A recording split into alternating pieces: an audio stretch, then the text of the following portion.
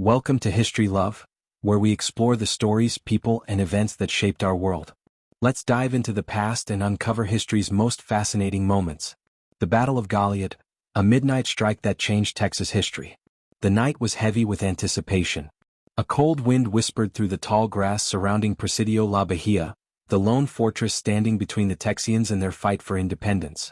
Inside its stone walls, Mexican soldiers slept soundly, unaware that history was about to be rewritten.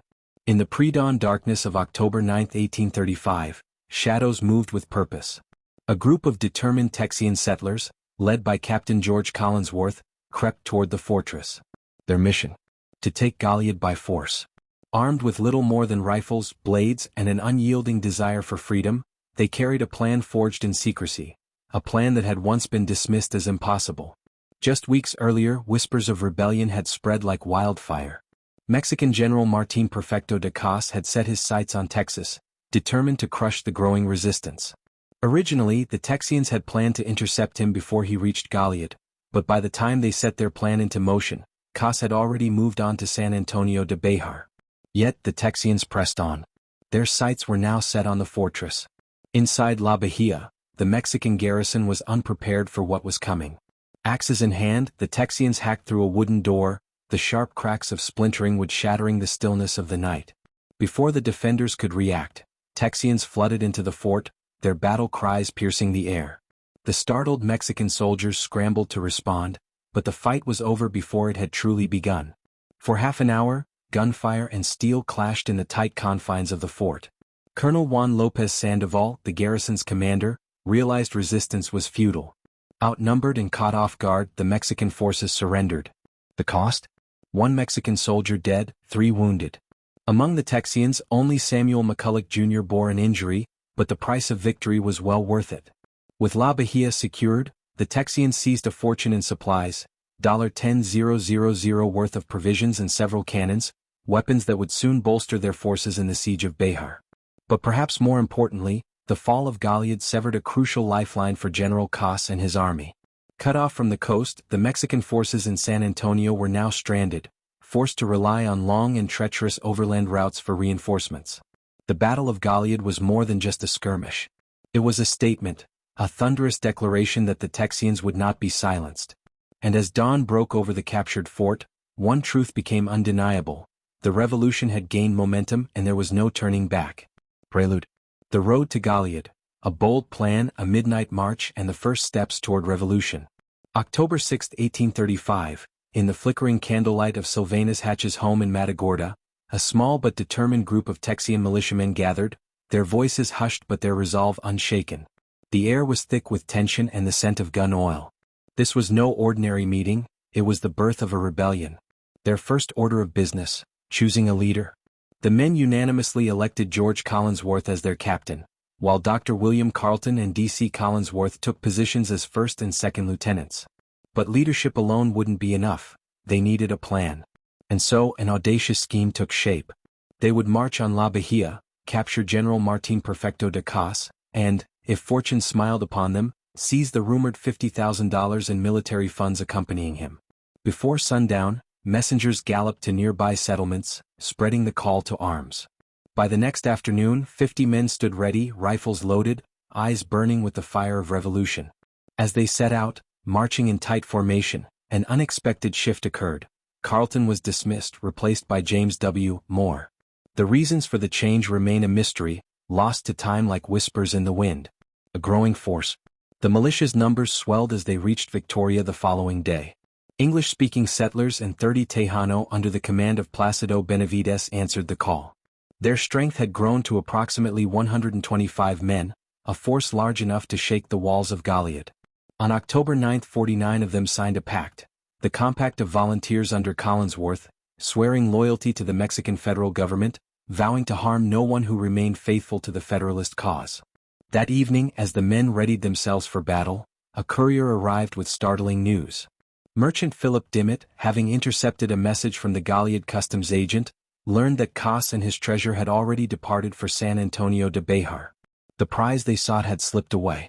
But retreat was never an option. A midnight march and a shadowy plot. Determined, the Texians pressed forward. Under the cover of darkness, they neared Goliad, with Ira Ingram leading the vanguard. The men halted 1 mile from the town, scanning the shadows for movement. Then came whispers of a strange tale, one later recounted by Mexican General Vicente Filisola, though no Texian records confirm it. According to Filisola, the Texians devised a clever ruse. They organized a dance, inviting the Mexican officers stationed at Presidio La Bahia. The garrison's commander, Colonel Juan López Sandoval, along with Captain Manuel Sabriego and Lieutenant Jesus de la Garza, reportedly attended, but suspected foul play and returned to the fort before the trap could be sprung. Whether fact or fiction, one truth remained: by nightfall, Texian scouts had infiltrated the town, gathering intelligence. The locals whispered a crucial fact: La Bahia's garrison was weak, only 50 men stood between them and victory. More Tejano joined the rebellion, guiding the Texians toward their prize. Lost in the darkness. As the Texians moved into position, the unexpected struck. Collinsworth's main force lost their way, stumbling through the thick brush and becoming entangled in a mesquite thicket. For long moments, confusion reigned. The night was dark, the path uncertain. Then fate intervened. Emerging from the shadows came Ben Milam, a Texas colonist who had escaped from a Mexican prison in Monterrey. His arrival was no coincidence. He had fought for Texas before and he would fight again. Without hesitation, he joined the Texian ranks as a private, and together they pushed forward, reuniting with the vanguard and marching toward history. The fortress of La Bahia loomed ahead. The Texians were ready. The battle was about to begin. The Battle of Goliad, a storm before dawn. The night was still, but the Texians were anything but. A messenger rode through the darkness, delivering an ultimatum to the town's alcalde: surrender or face battle. The response came swiftly: neutrality. The town would neither fight nor yield. But behind closed doors, sympathetic locals silently handed over axes, tools that would soon carve a path to revolution. By 11 p.m., the Texians moved into position. The force split into 4 groups, each assigned a separate approach to the Presidio La Bahia. The fortress stood like a shadowed titan against the night, its thick walls meant to withstand time and war. But the Texians were determined. Before dawn on October 10th they struck. A Mexican sentinel caught sight of movement, but before he could fully sound the alarm, a shot rang out. He collapsed, his warning barely escaping his lips. The Texians, emboldened, hacked through a wooden door on the north wall and surged into the courtyard. Inside, Mexican soldiers scrambled to defend their post. Awoken by the chaos, they lined the walls and opened fire, musket flashes briefly turning the night into day. A sharp cry rang out. Samuel McCulloch Jr., a freed slave fighting alongside the Texians, was struck in the shoulder. He was the first Texian to shed blood in what would become the Texas War for Independence. For half an hour, gunfire and shouts filled the air, bullets ricocheting off stone walls. Smoke curled in the dim pre-dawn light. Then came the chilling proclamation from the Texians: "We will massacre every last one of you unless you surrender, now." The Mexican garrison hesitated, their eyes darting to their outnumbered ranks, their limited ammunition, the unrelenting Texian force before them.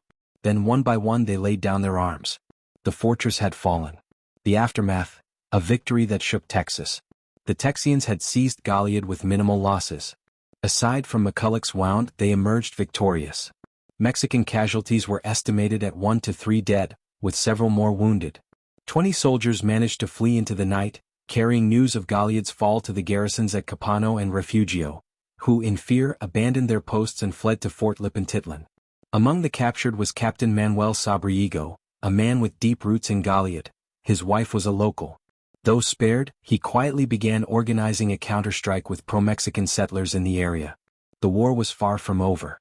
As for the spoils of war, the Texians uncovered a fortune in supplies: 300 muskets, though many were broken, along with 175 barrels of flour, sugar, coffee, whiskey, and rum. 2 skilled gunsmiths were quickly hired to restore the muskets, breathing new life into the captured arsenal. The value of the seized provisions? $10,000, an enormous sum that would sustain the Texian army for months. Several cannons were also claimed, weapons that would soon roar across the battlefields of Texas. Word of the Texian victory spread like wildfire. More settlers flocked to La Bahia, some arriving days later from Refugio, having only just heard of the assault. Their numbers swelled, but war called them onward. By October 14th, the march toward Behar began. Only 100 men remained at Goliad, under the command of Philip Dimmitt, while the rest joined Stephen F. Austin's Texian army, setting their sights on Kos and his men in Behar. A fatal blow to Kos. Goliad was more than just a victory, it was a strategic catastrophe for Mexico. With the loss of the fort, Kos was cut off from Capano Bay, his only reliable port for reinforcements and supplies.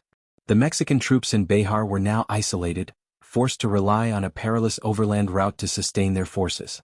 The road to revolution had been paved with blood and fire, and now the Texians marched forward, toward San Antonio, toward destiny, and toward the birth of a new nation.